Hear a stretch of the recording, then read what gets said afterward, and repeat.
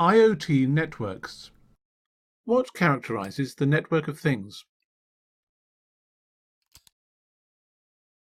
Certain considerations come to prominence in IoT network design.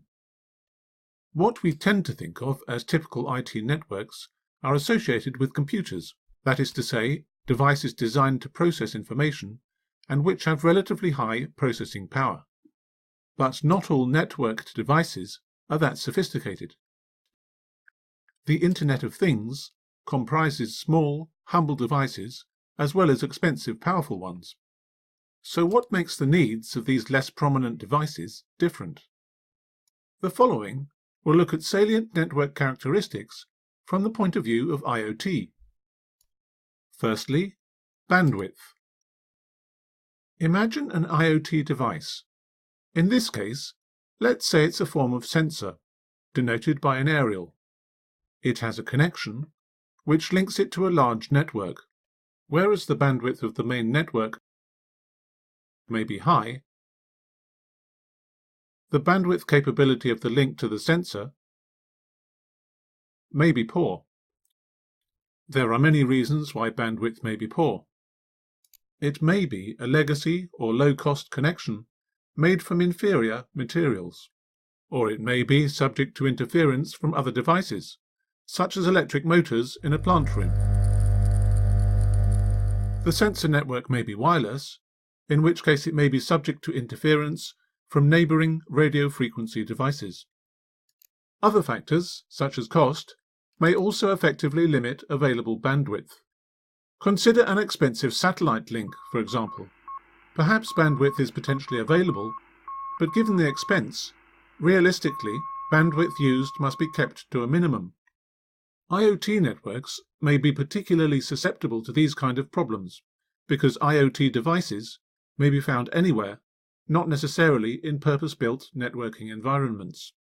For example, in the case of tidal activity being measured by IoT sensors on the bottom of the sea.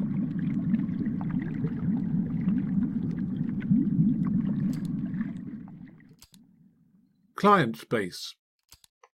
The number of devices using the network is another important factor. The IoT application may have hundreds of customers, or thousands, even millions. Think of the number of customers a large utility company might have. A large customer base puts pressure on available bandwidth.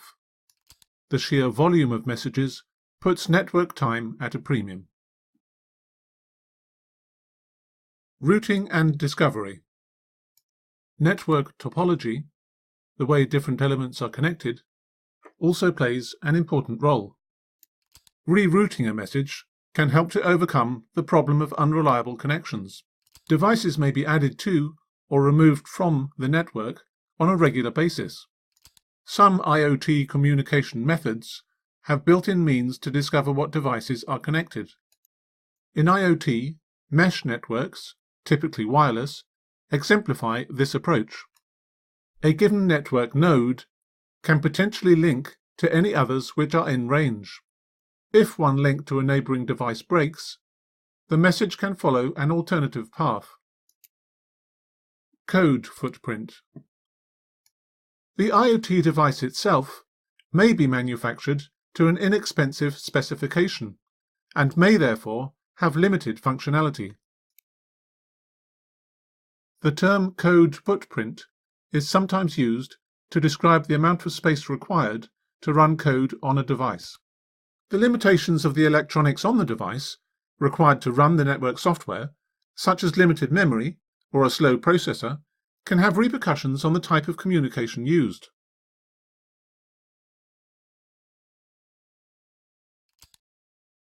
Ubiquity. To have truly internet-wide coverage, IoT devices are ubiquitous. That is to say that they are capable of connecting in all manner of network environments. By definition, the unit communicates with the Internet, so it must have the capability to convert local messages to Internet format. Sometimes this is not straightforward. Compact, low-bandwidth message formats need to be mapped to standard Internet communication protocols. Network decisions will also be influenced by how data from IoT devices needs to be distributed. Broadly speaking, the type of communication is sometimes categorized in terms of the level of functionality of the participants. This has given rise to a series of abbreviations. For example, M2M denotes a machine-to-machine communication. V2V indicates vehicle-to-vehicle. Other variations follow the same format.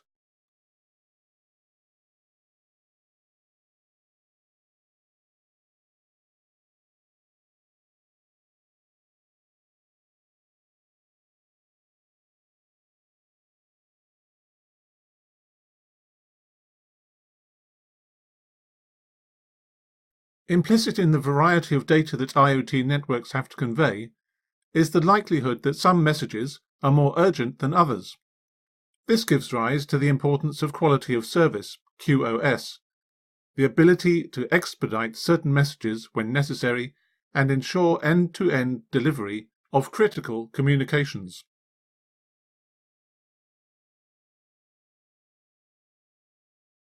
Services.